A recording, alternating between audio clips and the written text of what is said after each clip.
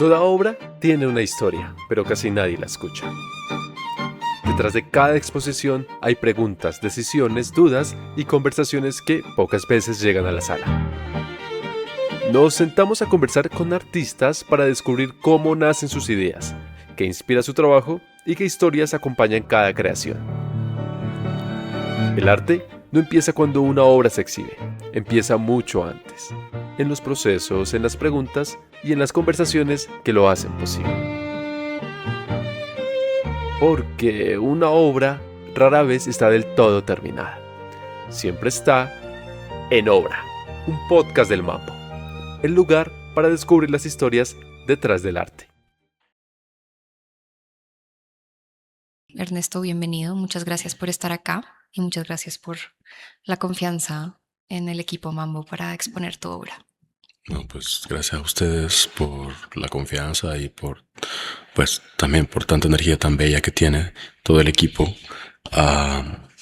Yo pues contento ahorita de tener la oportunidad de tener esta plataforma para poder tener ese diálogo con el público bogotano, ¿no? Es que es la verdad alguien que me ha acuerpado tan bien en los últimos años. Hablemos del título. Primero, la presencia como promesa. Fue una pregunta que te hice hace un tiempo y creo que encapsula una idea bien importante de las que estás hablando en la exposición. Sí, realmente en un principio, cuando pues mencionábamos con Eugenio la posibilidad de generar esta exposición, fue basado en un conjunto de obras que al final del día generan una trilogía fílmica que tiene en sí mismo varias instalaciones, fotografías y una serie de obras distintas que generan como todo lo que es el concepto, pero el concepto viene de algo mucho más allá, porque para mí también la idea de la promesa o la idea viene mucho de esta cuestión del querer, ¿no? Como del desear poder estar. Y en ese desear poder estar hay mucho que va como más allá de la presencia física. Pues hay muchos aristas ahí como para generar un entendimiento relacionado con la trascendencia, con la memoria, con incluso, ¿no? Con el tema de una ausencia desde un arrancamiento, como pues ha sucedido mucho en este tipo de contextos tan atravesados por distintos tipos de conflicto social. Entonces, cuando hablo de que la idea de la presencia es una promesa, también estamos hablando de un querer estar, de un querer seguir, de un querer mantenerse ahí a pesar de que ya no se pueda, ¿no? Y eso habla tanto de la situación que no permite que pueda haber esa presencia, así como de la idea de la promesa como un deseo, ¿no? Colectivo y personal de querer seguir estando. Cuando hablamos sobre eso, tú me explicaste que tenía mucho que ver con lo que pasa en El Salvador, tu país, lo que pasó en El Salvador, como los niveles extremos de violencia, como la cotidianidad de la muerte, o como el hecho de que estar vivo nunca es un dado, sino que es, digamos, una promesa que sostienen o uno a sí mismo, o el gobierno, o Dios, pero como que no es un hecho, es algo que se promete, pero no, muchas veces no pasa. Entonces quisiera como que ahondáramos en esa violencia particular del Salvador, en el concepto que tú manejas sobre la traducción emocional del que hablamos y cómo eso tiene que ver o cómo quieres que se relacione con el contexto y con la historia colombiana. Ok. Perdón, que me distrajo mucho bueno, realmente en El Salvador, El Salvador ha atravesado una historia bastante particular de violencia que sigue todavía desde muchos lados, aunque muchos dirían que hay un patrón que puede manifestarse a lo largo de los años, así como en varios países, sobre todo pues ahorita con el auge de la ultraderecha, ¿no? En toda Latinoamérica. Nosotros particularmente tuvimos alrededor de 70 años de dictadura en su momento, seguidos por 12 años de guerra civil y después de alrededor de 26 años de este periodo de violencia de las pandillas. Entonces, la misma idea, ¿no? De la entrega que hubo de todos estos perfiles colectivos de resistencia que de en algún momento generaron la historia de la misma resistencia en El Salvador, que es bien particular, y le tengo que subrayar porque El Salvador es un país de 21.000 kilómetros cuadrados. El hecho de que, y de 6 millones de personas, el hecho de que exista ya de por sí esta relación de tamaño, población respecto al resto de países latinoamericanos genera también de que muchos fenómenos políticos se adapten también a esa proporción. Haciendo un análisis muy concreto, viene a ser más un fenómeno biológico que político, porque pues estamos hablando de proporciones y de sistemas de poder y de sistemas de vigilancia alrededor de poblaciones pequeñas, que sería más parecido quizás a una población pequeña de algún país grande que pues a un país como tal. Entonces sí, hay una cuestión ahí como de dimensionar también la manera en la que a lo largo del tiempo se ha desarrollado todo esto y se han concebido ciertos conceptos alrededor de la resistencia, la vigilancia y la política, ¿no? Que tienen actualmente mucha preponderancia en el presente, ¿no? Sobre todo porque El Salvador es innegable que ha sido un laboratorio para un montón de cosas de los fenómenos políticos contemporáneos, ¿no? Y bueno, en ese sentido, mucho del trabajo que he tenido a lo largo de mi carrera, ¿no? Con las distintas personas con las que he trabajado, nos hemos enfocado en su momento, cuando vivía en el país, en muchas minorías vulnerables que pues al final del día estaban no solamente generándonos un acompañamiento para poder desarrollar nuestro cuerpo de trabajo, sino también enseñándonos sobre nuestras propias identidades y cómo mucho de ese esfuerzo colectivo que se estaba haciendo también venía de una esperanza, venía de una idea de futuro, venía como de un deseo de querer cambiar las cosas que no voy a negar, ¿no? Hasta cierto punto siempre es ingenuo, pero pues, ¿qué tan ingenuo es realmente nosotros como seres humanos el querer pensar en el futuro, ¿no? Si hasta cierto punto el futuro y la vida en sí mismos son absurdas. Entonces hablo de esa ingenuidad con mucho respeto y cariño porque es ahí precisamente a donde se ancla mucho de lo que para mí es esa promesa desde donde trabajo, ¿no? A pesar de tener en contra tantas circunstancias, a pesar de tener como tantas complicaciones sucediendo, políticamente nosotros tendemos a querer seguir haciendo un cambio y eso es la gente necesaria. Y el estar o el querer seguir estando también tiene hasta cierto punto una forma de retrato familiar en la que, si bien no lo podemos comprender solamente desde lo político, también podemos entender de que en la idea de la trascendencia, sobre todo patrimonial, hay mucho pensamiento con respecto a cómo se va a llevar más allá esta idea de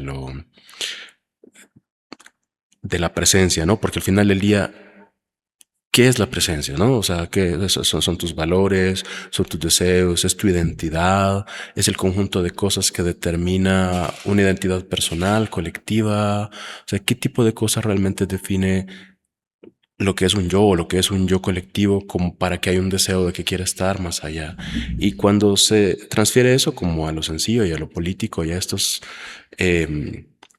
sistemas, ¿no? De conflicto, se me vuelve algo como muy poético, porque nosotros no queremos seguir estando porque tengamos un deseo de permanecer o de que nuestra identidad prevalezca, sino más bien nosotros queremos que, o sea, lo que somos pueda aportar a la gente que amamos como algo para que ellos puedan trascendernos. Y cuando tenés un país que está rodeado de violencia, que de alguna forma has crecido alrededor de una normalización, de una hiperviolencia, y que eso se vuelve tu medida del día a día y se vuelve tu medida, ojo, del futuro, vos empezás a entender la vida de manera distinta. A mí me voló la cabeza en su momento cuando empiezo a viajar algo tan simple como el pensar, ¿no? De que vos podías proyectar lo que ibas a hacer de acá en 5 años, 20 años, 15 años, cuando pues creces acostumbrado a saber de que cuando mucho vas a estar respondiendo pues a sobrevivir el mes. Y yo sé que hay muchas realidades que se llevan así, pero yo hablo de estar vivo. O sea, vos normalizaste, o sea, en esa época, y pues hay mucho diálogo respecto a la contemporánea, pero en esa época, mucho de lo que vos eras como estudiante, trabajador, y llevabas en tu día a día, tenía normalizado completamente el hecho de que podías no regresar. Sí. Hay muchos casos periodísticos, hay muchos casos comprobados de que, y obviamente vividos personalmente, tanto para mí como para mucha de mi generación, en la que por nimiedades estabas a punto de quedarte sin vida, o que probablemente mucha de mi generación te va a decir que casi los matan, ¿no? Entonces, ¿cómo fabricas un sistema de esperanza alrededor de todo eso? Creo que esa ha sido la realidad también para muchos colombianos, aunque bueno, Colombia tiene una escala muy distinta y una historia muy distinta del conflicto, aunque compartimos como ciertos patrones regionales de la Guerra Fría, como de intervencionismo de Estados Unidos, etcétera. Lo que tú dices de la escala es muy real, con que digamos que en las ciudades hay un tipo de violencia muy distinto a la violencia como rural de verdad, como de grupos armados. Entonces, pues una cosa que me parece muy valiosa rescatar es que esta exposición de una manera muy tuya, muy particular, muy singular, va a permitirle a la audiencia como verse reflejado en otras historias, ¿no? Como a escalas distintas, con matices diferentes. Me hablaste de lo poético. Quiero que hablemos como de tu pasado como literario y de cómo eso sigue estando presente en tus obras y cuál es el valor que tú le otorgas a la poesía en tus piezas de artes visuales. Ok. Eh, bueno, para mí lo poético siempre ha sido más una forma de entender o de traducir ciertas formas de la realidad, más que una disciplina. Eso me costó entenderlo en su momento, porque pues uno se mete, creo que la poesía, así como otros lenguajes como la danza, son de los más instintivos a los que uno accede cuando uno está joven, porque pues creo que son los que mejor responden a las abstracciones que le generan a uno el poder tratar de entender las emociones. Y probablemente mucha gente al final del día le lleva un proceso muy lento el poder traducir los procesos que le permiten estructurar la idea de lo poético en composiciones. Entonces la disciplina de la poesía es compleja en ese sentido. Um, Lástima que realmente en la mayoría de casos son los poetas los que lo arruinan, porque al final es una forma de entender, no una disciplina, no un estatus, es un lenguaje. Entonces, como lenguaje, pues no sé, sería como que si nosotros dijéramos, ¿no? Que somos los habladores del español y representamos al español o al inglés. O sea, es una herramienta que es, que como eso repercute en una identidad, es complejo. Eh, entonces, para mí, pues, entro pronto a la poesía cuando estaba joven, y empiezo a desarrollar también bastante alrededor de la poesía un entendimiento de una organización de la realidad.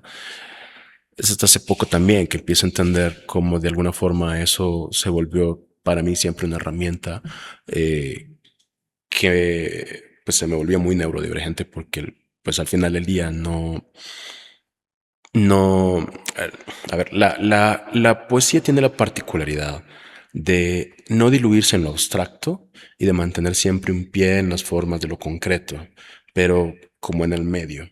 Entonces, el que pueda existir eso se vuelve una pieza de ensamble para generar otro tipo de imágenes que pueden redirigirse de formas más intuitivas, pero que siguen siendo muy cargadas de información, muy cargadas de conceptos, muy cargadas de cosas muy amplias y no es por nada que eh, de repente la,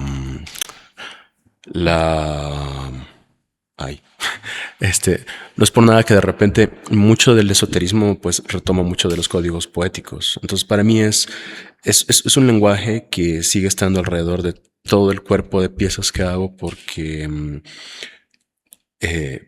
me permite ensamblar la realidad de una manera muy distinta. Hablemos de una obra en particular que tenga Sí. como este lenguaje que es Nuevas Promesas. Sí. ¿Esta es una obra de qué año, Ernesto? 2000. Es el 2012, pero Sí. realmente o sea, la tuve estuve varios años antes como haciendo pruebas Ok. para poder gestionarla. Entonces, básicamente es una obra donde tú intervienes varios camiones que van a cruzar la frontera entre México y Estados Unidos Sí, con frases poéticas. sí. Cuéntanos un poco ahí cuál era la idea y como qué juego ves tú como del significado que está cruzando estas fronteras que siempre son pues artificiales. Hay una historia un poco personal detrás de todo eso. Porque antes de empezar mucho en el arte, mi vida fue un poco complicada. Entonces, en algún momento yo estuve como atravesando mucho Centroamérica de manera bastante errática y conocí mucho las fronteras. Se me volvieron como un lugar muy particular, como te digo. Probablemente Centroamérica es del tamaño de Colombia y hay una cuestión ahí que, o sea, kilómetros más, kilómetros menos.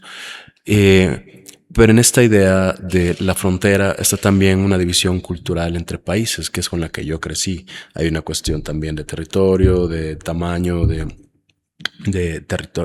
territorial, de una cuestión intercultural. Y obviamente toda la historia que trae un sector regional respecto a sus interculturalidades, ¿no? Que aquel país hizo esto, que este hizo esto, que no.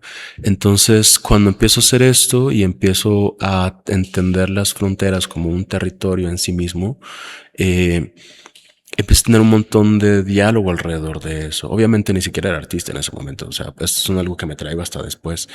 Y lo que sí empezaba a entender en ese momento era que me interesaba tener un diálogo con los distintos tipos de público que hay alrededor de este tipo de lugares, ¿no? De estos no lugares, de las personas que se están como de alguna forma moviendo entre fronteras, para las que es cotidiano, para lo que es la primera vez que llevan, para la gente que trabaja ahí, o sea, qué tipo de diálogo puedo tener con la gente que cruza las fronteras y sobre todo pues con el tema de los migrantes, que es uno de los eh, pues perfiles interfronterizos por excelencia. Y empiezo a desarrollar como esta serie de frases que en un principio para mí estaban relacionados a dos estructuras en particular. Una era con las promesas y la otra era con la oración.